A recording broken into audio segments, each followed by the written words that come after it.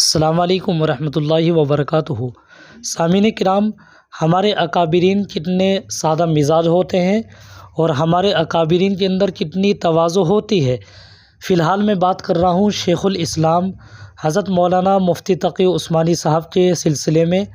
حضرت مفتی تقی صاحب کے بارے میں ایک واقعہ ہے، ایک قصہ ہے کہ آپ کی تواضع اس واقعے سے جھلکتی ہے۔ آپ کی تصانیف، آپ کے بیانات کے اشاعتی کاموں کی ذمہ داری کراچی کے اندر حضرت مولانا عنایت الرحمن صاحب کے ذمے ہے۔ وہ حضرت مفتی تقی عثمانی صاحب کے حوالے سے ایک واقعہ بیان کرتے ہیں۔ وہ لکھتے ہیں، مولانا عنایت الرحمن صاحب ہمارے رفیق کار ہیں۔ آج کل حضرت مد ظلہم کی تمام تصنیفات، بیانات کے اشاعتی کاموں کے ذمہ دار ہیں۔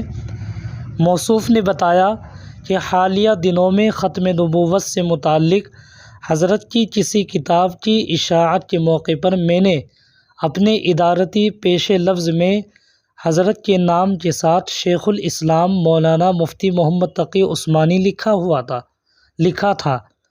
حضرت مد ظلہم نے ملاحظے کے وقت سب جگہوں سے شیخ الاسلام کا لفظ کاٹ دیا اور مجھ سے فرمایا، میرے نام کے ساتھ صرف محمد تقی عثمانی لکھا کریں۔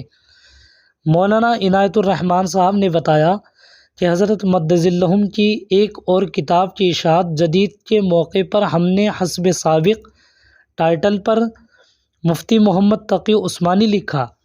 حضرت مد ظلہم نے فرمایا کہ بھائی، میرے نام کے ساتھ مفتی لکھنے کی ضرورت نہیں، صرف محمد تقی عثمانی لکھنا کافی ہے۔ ہم نے عرض کیا، حضرت کتاب کی پلیٹ پہلے سے بنی ہوئی ہے، اب اگر اس میں ترمیم کریں تو پلیٹ دوبارہ بنوانا ہوگی، اس میں خرچہ بھی آئے گا۔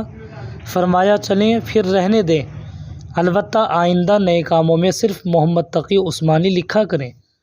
سبحان اللہ۔ اللہ تعالی ہم سب کو اپنے اکابرین کے نقش قدم پر چلنے کی توفیق عطا فرمائے، آمین یا رب العالمین۔